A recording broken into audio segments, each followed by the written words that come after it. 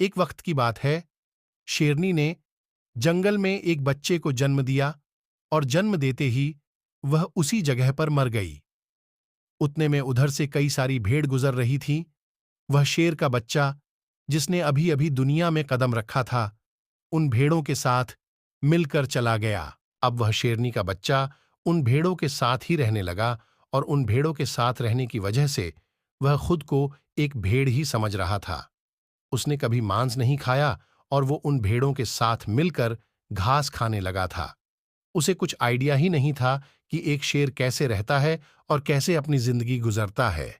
और उसे यह तक नहीं पता था कि वह एक शेर है, क्योंकि उसके चारों तरफ भेड़ ही भेड़ थी और भेड़ के ही साथ में रहने लगा था। उसने कभी शेर की तरह नहीं दहाड़ा। फिर समय गुजरता गया और वह शेर का बच्चा एक जवान शेर बन गया। वह भेड़ों के झुंड में बिल्कुल अलग ही दिख रहा था, लेकिन भेड़ों के साथ रहकर भेड़ों को उसकी आदत हो गई। एक दिन एक बूढ़े शेर ने उन भेड़ों के झुंड पर हमला कर दिया। जब उस बूढ़े शेर ने भेड़ों के झुंड में उस जवान शेर को देखा तो वह हैरान हो गया। उसे अपनी आंखों पर विश्वास नहीं हो रहा था। उसने देखा कि एक जवान शेर भेड़ों के साथ घूम रहा है। उसने पहले कभी ऐसा नहीं देखा था। वह भूल गया कि वह वहां पर भेड़ों को पकड़ने आया था। उसने सोचा कि वह शेर से बात करेगा और पूछेगा कि यह सब क्या हो रहा है। उस बूढ़े शेर ने भेड़ों के झुंड पर फिर से हमला किया, उस शेर को पकड़ने के लिए। भेड़ों में जैसे ही उस बूढ़े शेर को देखा तो सब अपनी जान बचाकर भागने लगे और उन भेड़ों के साथ वह शेर भी अपनी जान बचाकर भागने लगा। कुछ देर के बाद उस बूढ़े शेर ने उस जवान शेर को पकड़ लिया। बूढ़े शेर ने उस जवान शेर को पढ़कर यह कहा, अरे बेवकूफ, तू मुझे देखकर भाग क्यों रहा है? जवान शेर ने रोते हुए कहा, प्लीज मुझे छोड़ दो, मैं एक साधारण सा भेड़ हूं, मुझे जाने दो।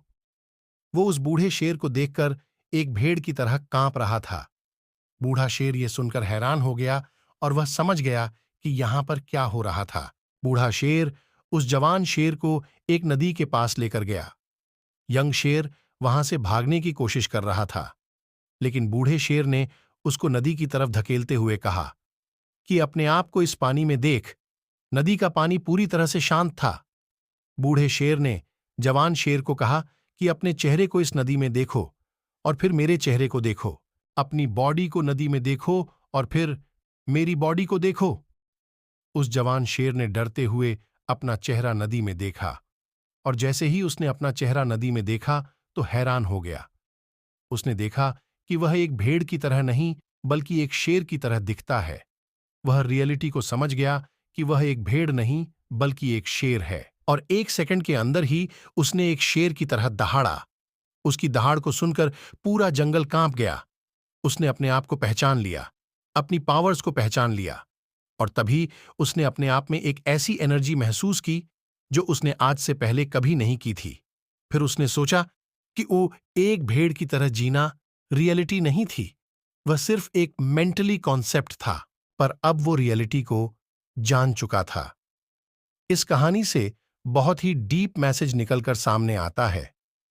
अपने अंदर से उस वीकनेस को निकालो जो आपके अंदर झूठ बोल बोल कर बैठा है। आप भी एक शेर की तरह हो जो भेड़ों के बीच फंस चुके हों। आपके आसपास जितने भी लोग हैं वह आपको यह फील कराते हैं कि आप अपनी लाइफ में कुछ नहीं कर सकते हो, क्योंकि कहीं ना कहीं आप भी उनके साथ रह रहकर उनकी तरह बनने की कोशिश करते हो। आपको इस भीड़ से अलग खड़े रहना है और अपनी पोटेंशियल, अपनी पावर्स और अपनी एबिलिटी को पहचानना है। और जिस दिन आप अपनी पावर्स, अपनी एबिलिटी को पहचान लोगे उस शेर की तरह, तब आपको दहाड़ने से कोई भी नहीं रोक पाएगा। यदि आप इस प्रकार की और प्रेरक कहानियां देखना चाहते हैं तो कृपया हमारे चैनल को लाइक और सब्सक्राइब करें। धन्यवाद।